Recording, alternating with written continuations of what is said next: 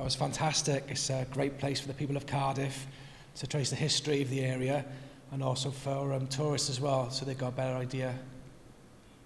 Any favourite features for you? Just the magnificence of the tiled hallway and the staircase. That's very impressive, really. I hope they've managed to maintain the building. So on the whole then, you're both happy that this building is now accessible then to? Yeah, it's been a great idea. It's fantastic for all of Cardiff and for Wales in general. And I said, for outsiders coming in, and we'll be back again, sure. It's lovely. It's a beautiful building, and it's nice to hear about what was actually happening down the Docklands. I'm in Fremantle, and I'm at the harbour in Fremantle in Western Australia. And, of course, we've got a very big port there.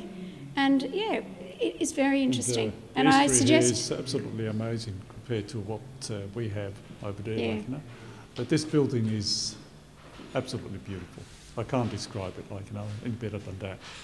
Listening to the information things as you go around, be able to put them up to your ears to get a bit more information, that was good.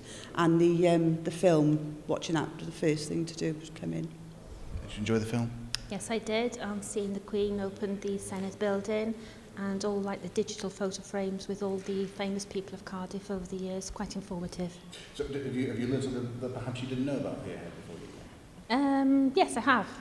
Yes, I've not really lived in Cardiff that long, so it's nice to see how the area has developed over the years.